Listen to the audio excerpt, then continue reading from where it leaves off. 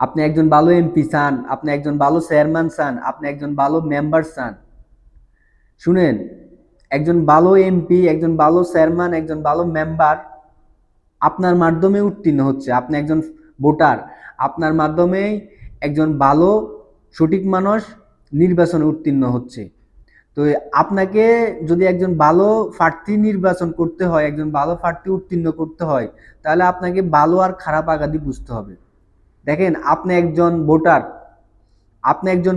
আপনি যদি আপনার ভোটটা সঠিক মানুষকে দেন, ভালো একজন মানুষকে দেন, তাহলে না সেন আপনার একজন ভালো মানুষ উত্তীর্ণ হবে, তাহলে না সেন আপনার একজন ভালো মানুষ নির্বাচনে জয়যুক্ত হবে, দেশের উন্নয়নের কথা ভাববে, দেশের জন্য ভাববে, মানুষের জন্য ভাববে।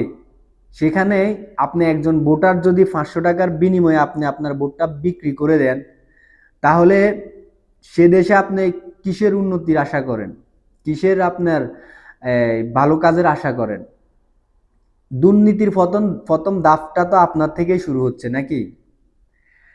অতএব আমি বলবো, আপনি একজন ভোটার, আপনাকে সচেতন হতে হবে। আপনি যদি দেশের উন্নতি চান, আপনি যদি জনগণের উন্নতি চান, আপনি যদি মানুষের উন্নতি চান, আপনি যদি ভালো চান, তাহলে আপনি আপনার ভোটটা সঠিক মানুষকে আপনি দিবেন, এবং কি 500 টাকার বিনিময়ে আপনার ভোটটা আপনি বিক্রি করে দিবেন না।